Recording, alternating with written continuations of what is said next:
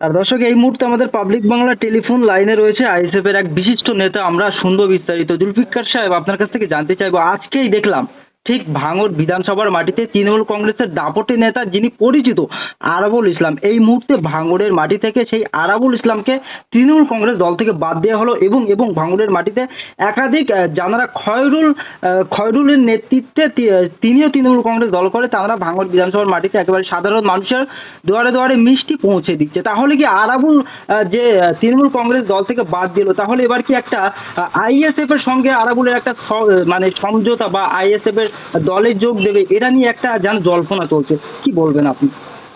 দেখুন, এর আগেও তো তৃণমূল কংগ্রেস সব মানে আরাবুলের বিরুদ্ধে সাসপেন্ড করেছিল বা ওনাকে দল থেকে বহিষ্কার করেছিল, কিন্তু বেশি দিনের জন্য নয়।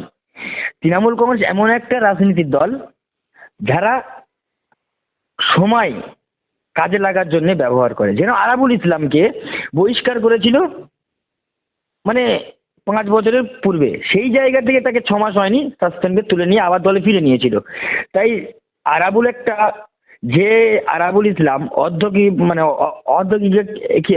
মানে শিক্ষিকাকে জগ ছুঁড়ে মারে, তাকে সাসপেন্ড করেছে আবার তুলে নেয়, তাহলে সেই তৃণমূল কংগ্রেস মানে সাসপেন্ড করেছে, এটা আমাদের আশা করি না যে ওনা কালকে তুলবে না, এটা কোনোদিন হয় না। এটা হচ্ছে ভাঙড়ের মাটিতে একটা অরাজকতার সৃষ্টি। যে আর একটা যে নাম বললেন খয়রুল ইসলাম, আর তিনি যে মিষ্টি বিল্লার বলছেন না, যে তৃণমূলের কালোবাজারি টাকা, তৃণমূলের তো তোলাবাজির টাকা, টাকা তো শেষ করতে হবে, জনগণের টাকা শেষ করতে হবে, সেই জন্য তিনি মিষ্টি বিল হচ্ছে। আর যেটা বললেন যে আইএসএফ এর সৌজন্যতা, না, আরাবুল ইসলাম একটা কুখ্যাত দুষ্কৃতী, সেটা ভাঙড়ের মানুষ জানে না, সারা ওয়েস্ট বেঙ্গল পশ্চিমবাংলার মানুষ জানে যে আরাবুল ইসলাম হচ্ছে একটা শিক্ষিকাকে জগ ছুঁড়ে মারা নেতা। তৃণমূল কংগ্রেস ওই শিক্ষিকাকে জগ ছেঁড়া নেতাকে আবার নেবে, আইএসএফ কখনো নেবে না। আর আইএসএফ এর সঙ্গে আরাবুলের কোনো ষড়যন্ত্র হয়নি বা আগামী দিনে হবে কি বলতে পারছি না, সে দলের বিষয় বা আমাদের এটা ধারণা বা আমার নিজস্ব আমরা তো মানে বুধস্থল কর্মী, এটা আমাদের আশা আছে যে আরাবুলকে কখনো ইন্ডিয়ান সেকুলার ফ্রন্ট তথা আইএসএফ এর বিধায়ক নওশাদ সিদ্দিকীকে যে ভাষায় আক্রান্ত, যে ভাষায় গালিগালাজ বা নওশাদ সিদ্দিকী ভাইজানকে আক্রমণ করেছে, এটাই পরিষ্কার যে আইএসএফ এর কখনো আরাবুল ইসলামকে দেবে না, নেবে না। আর লোকসভা ভোটের আগে তো আরাবুলকে নিয়ে যে আইএসএফ এর একটা উপর মহলে চর্চা হচ্ছিল যে আরাবুল সাহেব তিনি আইএসএফ এ যোগ দেবে, এটা নিয়ে একটা জল্পনা ছিল। তাহলে এই যে আরাবুল ইসলাম তিনি যে দল থেকে যে বাদ পড়ে গেলেন, তাতে করে কি আরাবুল সাহেব বসে থাকবেন, না তিনি আইএসএফ দলে যোগ দেবেন, না না বিকল্প কোনো রাজনীতি দল করবেন? আপনার কি ধারণা?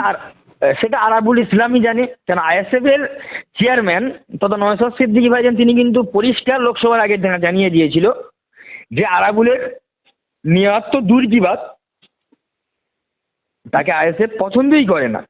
যে ওরকম শিক্ষিকার জগ ছুঁড়ে মারা নেতা, ওরা কুখ্যাত দুষ্কৃতী বা মানে তোলাবাজ নেতা আইএসএফ এর জায়গা পাবে, এটা কখনো হতে পারে না।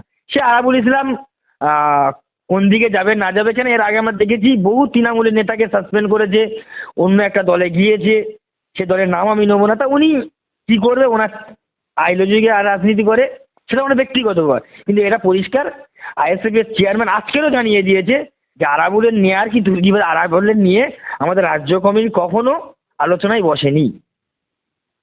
বেশ, জুলফিকার সাহেব, আপনাকে অনেক অনেক ধন্যবাদ পাবলিক বাংলা টেলিফোন লাইনে আপনার মূল্যবান সময় দেওয়ার জন্য। ধন্যবাদ। আপনাদের উপর অসংখ্য ধন্যবাদ।